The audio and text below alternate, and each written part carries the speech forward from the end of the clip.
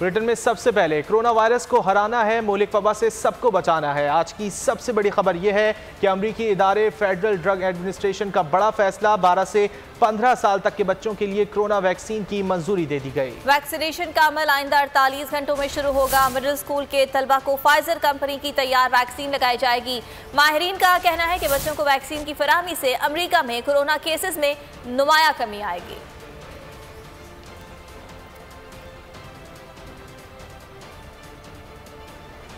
पाकिस्तान में कोरोना की शिद्दत में कमी नहीं हुई। आज भी कातिल कोरोना के वार से मजीद 113 अफराद जान की बाजी हार गए। मजीद 3084 अफराद वबा से मुतासिर हो गए। कोरोना से मजमूई अमवात 19,106 हो गई। NCOC के मुताबिक कोरोना मुस्बत केसेस की शरह 7.93% हो गई। 24 घंटे के दौरान 38,883 कोरोना टेस्ट किए गए। पाकिस्तान में कोरोना की शिद्दत में कमी नहीं आ रही। आज भी कातिल कोरोना के वार से मजीद 113 अफराद जान की बाजी हार गए। मजीद 3084 अफराद वबा से मुतासिर हुए हैं। कोरोना से मजमूई अमवात 19,106 हो चुकी हैं। NCOC का बताना है कि मुस्बत केसेस की शरह 7.93% है। 24 घंटे के दौरान 38,883 कोरोना टेस्ट भी किए गए हैं। इसी बारे में बात करेंगे। डॉक्टर बारी हमारे साथ मौजूद हैं। डॉक्टर साहब, बहुत शुक्रिया आपके वक्त का। आपसे जानना ये चाहेंगे कि आज हम ये देख रहे हैं कि कोरोना पॉजिटिव केसेस का जो रेशो है उसमें कुछ डिक्लाइन आया है। इसकी वजह क्या है? टेस्ट कम हो रहे हैं अब? देखें, एक तो टेस्ट कम होने से तो नहीं होता, टेस्ट ज़्यादा जब होते हैं तो जब उसका जो पॉजिटिव पेशेंट है उनके ट्रेस को आप कॉन्टैक्ट ट्रेसिंग को जब कॉन्टैक्ट करते हैं तो उसमें पॉसिबिलिटी कम होती है। तो जहाँ टेस्ट अगर आप देखें उसमें पूरा डेटा को, जब टेस्ट ज़्यादा होते हैं तो पॉजिटिविटी कम होती है क्योंकि आप कॉन्टैक्ट को ट्रेस कर रहे होते हैं। टेस्ट कम है तो ये अच्छी बात है, जो अच्छी खबर है। मैं इस पर हम लोगों को खुश नहीं होना चाहिए क्योंकि ये मैं टेस्ट नहीं कराया होंगे तो पॉजिटिव होंगे। एक ये तो मानने की बात है कि थोड़ा सा प्लेटू आया है, जो एक राइजिंग ट्रेंड था वो उस पर थोड़ी सी बेहतरी आई है, लेकिन इसको समझते हुए हमें कॉम्प्लेसेंसी नहीं करनी चाहिए। जो स्ट्रिक्ट एक्शंस हैं, जो लॉकडाउन हैं, उसके ऊपर मुस्तकिल मुकम्मल तौर पर अमल दरामद होना चाहिए। क्योंकि हम पिछले साल का अगर देखें, अभी पिछले साल जब रमज़ान का आखिरी अशरे से जो फिर बाज़ारों में जो हुआ, उसके बाद ईद के फौरन बाद 1 हफ्ता 2 हफ्ता 3 हफ्ता में ये राइज बहुत ज़्यादा, मतलब अगर 6,000 केस थे तो वो 14 हुए, फिर 21 हुए, फिर 42 हुए।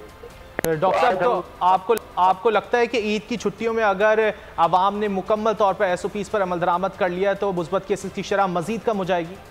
बिल्कुल बिल्कुल, बस इसमें हमारे हाथ में है। अब हमने इसको किस तरह टर्न करना है, ये हमारी सब ने अपने अपने रोल अदा कर लिए। मीडिया ने रोल अदा कर दिया, हुकूमत ने कर लिया, डॉक्टर्स ने सबको कह दिया। अब सिर्फ जो है ना, ये सारा कुछ हम सब आवाम के ऊपर है कि हम इन 1 हफ्ता जो अभी से शुरू, कल से जो लॉकडाउन शुरू हुआ था, इसको थोड़ा सा 20 तारीख तक हम इसको बर्दाश्त कर लें आराम से। इंशाल्लाह अगले साल इससे बेहतर तरीके से गले भी मिलेंगे एक दूसरे के साथ और ईद भी मनाएंगे। उस वक्त वैक्सीनेशन भी इंशाल्लाह बहुत हो चुकी होगी। लेकिन इस ईद पे ये कुर्बानी दे दें अपने लिए, अपने प्यारों के लिए। ठीक है डॉक्टर साहब, ये भी फरमाइएगा कि वैक्सीनेशन के हवाले से हुकूमत की जानिब से जो हंगामी तौर पर इकदाम किए जा रहे हैं वो कितने खुशाइंद है, उससे कितना फ़ायदा होगा आइंदा आने वाले महीनों में? डेफिनेटली देखेंगे, चीज़ें बढ़ रही हैं और इससे ज़्यादा चाहिए होगी। लेकिन बात यह है और भी चाहिए होगा, एफर्ट और लगाने होंगे, लेकिन वो भी डिपेंडेंट होता है सप्लाई के ऊपर।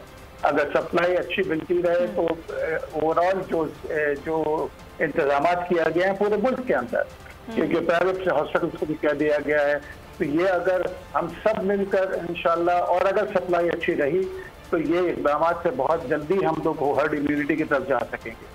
डॉक्टर साहब, अमेरिका में अब 12 से 15 साल के बच्चों की वैक्सीनेशन की मंजूरी दे दी गई है। फाइजर की ये वैक्सीन है, तो पाकिस्तान में कब तक इम्कान है कि यहाँ पर भी वैक्सीन आ जाएगी और बच्चों को भी लगेगी?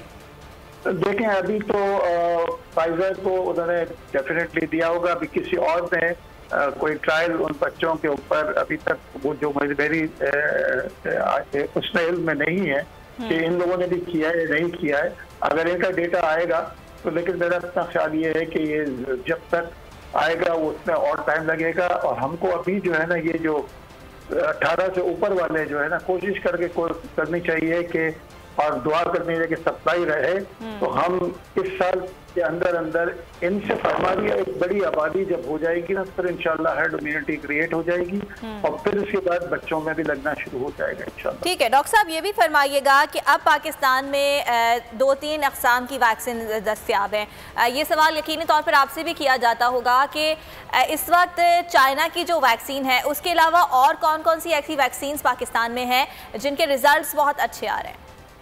देखिए अपने साइनोफॉर्म से तो शुरू हुआ था, कैंसिनो बायो हो गया, साइनोवैक भी अब आने वाली है। इसके अलावा जो है स्पुतनिक भी आई थी और वो प्राइवेट तौर पर आई थी। और उसका एस्ट्राजेनेका जो कोवैक्स की वो काफ़ी बड़ी तादाद 1.23 मिलियन आ चुकी है और भी आएगी क्योंकि वो 17 मिलियन की कमिटमेंट है।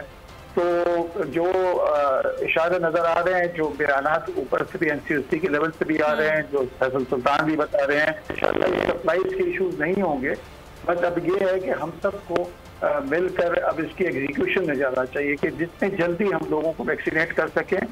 और लोगों को एक बात ये भी है कि हमको लोगों को भी जो है ना कन्विंस करना होगा, उसके लिए मीडिया कैंपेन चलानी होगी कि वो जो एंटी वैक्सीनेटर्स जो है ना, वैक्सीनर्स जो हैं उनको भी समझाने की बात करने की कि ये बहुत ज़रूरी है।